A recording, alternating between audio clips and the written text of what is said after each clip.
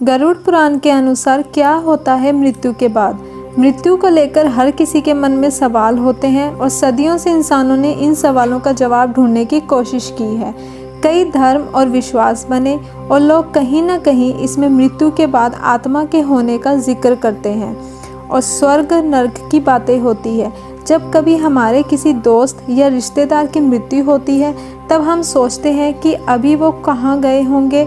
कभी ऐसे बैठे याद आती है तो हम सोचते हैं कि क्या वो अभी भी हमारे आसपास है। गरुड़ पुराण में मृत्यु के बाद का जीवन, अंतिम क्रियाकर्म और पुनर्जन्म जैसी बातों पर विस्तार से चर्चा है। इसलिए हिंदू धर्म में इंसान की मृत्यु के बाद आखिरी क्रियाकर्मों के समय इसका उच्चारण किया जाता है। हमने गरुड़ पुराण से आपके लिए खासकर इन्हीं सवालों के जवाब ढूंढे हैं जो हम इस वीडियो में बताने जा रहे हैं। तो चलिए इन सवालों को विस्तार से समझते हैं। मृत्यु के बाद क्या होता है? मृत्यु के ठीक पहले, मृत्यु के दौरान और मृत्यु के बाद क्या होता है, ये गरुड़ पुराण में अच्छे से समझाया गया है।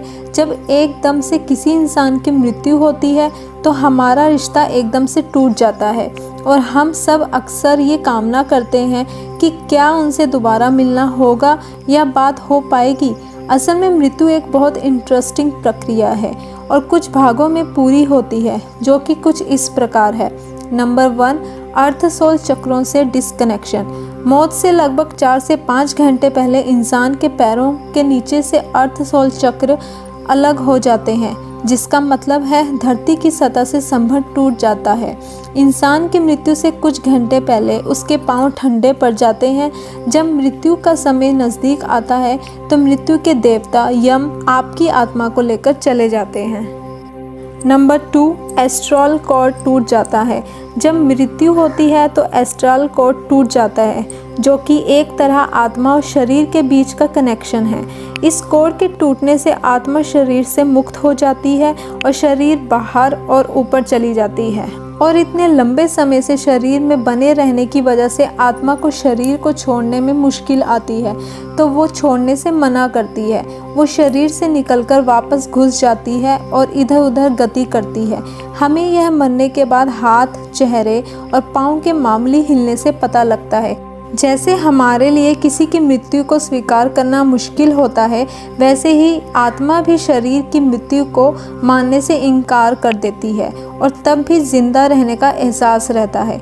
लेकिन एस्ट्रल कॉर्ड टूटने से ये शरीर से अलग हो चुकी होती है और वो वहाँ नहीं रह सकती। उसे शरीर से निकलकर ऊपर की तरफ जाना ही होता है, क्योंकि कोई चुंबकीय बल होता है जो उसे ऊपर की तरफ खींचता है। नंबर 3, भौतिक शरीर का अंत। इस चरण में आत्मा को उस कमरे में मौजूद लोगों के विचार एक शोर की तरह सुनाई देते हैं। फिर वो चाहे उसके घर वाले हो या कोई भी, आत्मा उन सब से बात करने की कोशिश करती है और चिल्ला चिल्ला कर कहती है कि मैं अभी मरा नहीं हूँ, लेकिन उसे कोई नहीं सुन सकता। धीरे धीरे आत्मा को एहसास होता है कि अब शरीर मर चुका है और वापसी का कोई तरीका नहीं है। इस चरण में आत्मा लगभग 12 फीट या छत की ऊंचाई पर तैर रही होती है और सब कुछ देख सुन रही होती है। नंबर 4, शरीर से छुटकारा। जब अंतिम क्रियाक्रम हो जाता है तो आत्मा मान लेती है कि उसका धरती पर रहने का माध्यम खत्म हो चुका है और वह शरीर जो उसने इतने सालों से अपना रखा था वह अब पंच तत्वों में लीन हो चुका है। आत्मा तब एकदम आज़ादी महसूस करती है और शरीर में रहते हुए जो भी सीमाएं, रुकावटें थी वो अब खत्म हो चुकी हैं और आत्मा सोचने से ही कहीं भी आ जा सकती है। आत्मा 7 दिन तक अपने शरीर के पसंद की जगहों पर घूमती रहती है, जैसे उसका सुबह की सैर करना, ऑफिस वगैरह। अगर आत्मा धन दौलत से बहुत लगाव महसूस करती है तो वो तिजोरी के पास रहेगी। अगर बच्चों से लगाव हो तो बच्चों के पास रहेगी और उन्हें प्यार करेगी। 7 दिन बाद आत्मा अपने परिवार और धरती को अलविदा कहती है, इस धरती से दूर होने लगती है और दूसरी दुनिया में प्रवेश करती है। नंबर 5, सुरंग। कहते हैं कि बड़ी सी सुरंग होती है जो आत्मा को एस्ट्रल क्लीन तक पहुंचने से पहले पार करनी पड़ती है और इसलिए कहा जाता है कि मृत्यु के बाद के 12 दिन बहुत महत्वपूर्ण होते हैं। हमें सारे रीति रिवाज, अंतिम संस्कार बहुत अच्छे से करने होते हैं। हमें आत्मा से क्षमा याचना मांगनी पड़ती है ताकि वो अपने साथ कोई नकारात्मक भाव यानी कि कोई दुख, क्रोध या नफरत ना ले जाए। कम से कम उसके परिवार और रिश्तेदारों को यही करना चाहिए। ये सारे रीति रिवाज, प्रार्थनाएं सकारात्मक ऊर्जा आत्मा के लिए भोजन का काम करती हैं और उसे आगे के सफ़र के लिए मदद करती है। सुरंग के अंत में बहुत तेज रोशनी होती है जो ये दर्शाती है कि आत्मा एस्ट्रल वर्ल्ड में प्रवेश कर रही है, और अगर आत्मा के परिवार और रिश्तेदार रीति रिवाज नहीं करते तो आत्मा सुरंग को पार नहीं कर पाती और यही धरती पर फंस जाती है। वो ना तो एस्ट्रल क्लीन तक पहुंच पाती है और ना ही धरती पर किसी शरीर पर होती है, इसलिए धरती पर ही भटकती रहती है। इसलिए किसी भी मृत्यु के बाद उसके परिवार को सारी जिम्मेदारी अच्छे से निभानी चाहिए और आत्मा को उसकी अंतिम यात्रा में मदद करनी चाहिए। नंबर 6, पूर्वजों से मिलाप। मृत्यु के बाद 11वें और 12वें दिन के बाद लोग होम, प्रार्थनाएं और रीति रिवाज करवाते हैं, जिससे आत्मा अपने पूर्वजों, दोस्तों, रिश्तेदारों और मार्गदर्शकों से मिलती है। पहले से मृत पूर्वज उसका ऊपरी दुनिया में स्वागत करते हैं और गले लगाते हैं। नंबर 7, जीवन का सार। यहाँ पर कोई जज नहीं होता और ना ही कोई भगवान। आत्मा खुद ही अपनी ज़िंदगी की समीक्षा करती है, जैसे पूरी ज़िंदगी वो दूसरों को जज करती थी।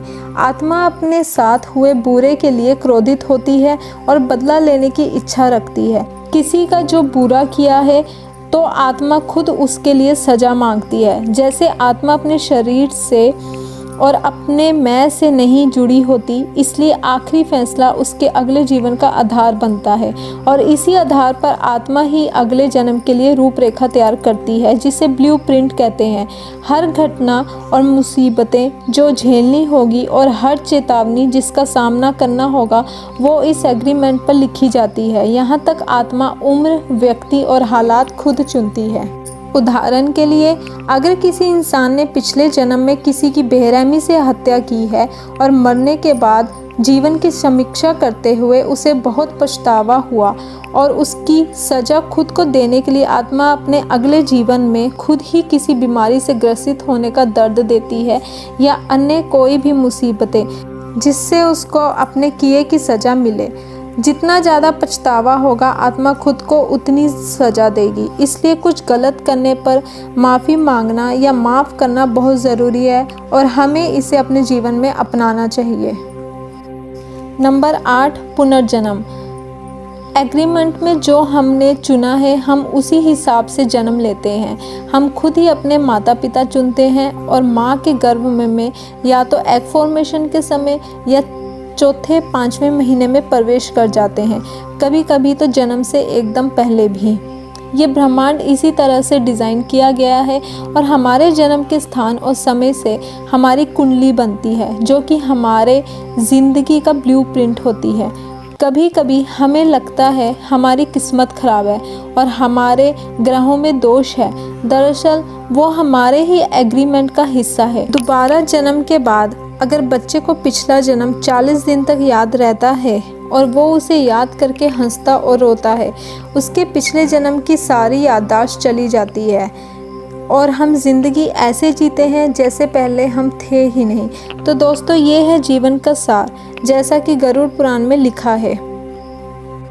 अगर आपको मेरी दी गई जानकारी अच्छी लगे तो लाइक, कमेंट एंड शेयर ज़रूर करना और साथ ही हमारे चैनल को सब्सक्राइब करना। धन्यवाद दोस्तों।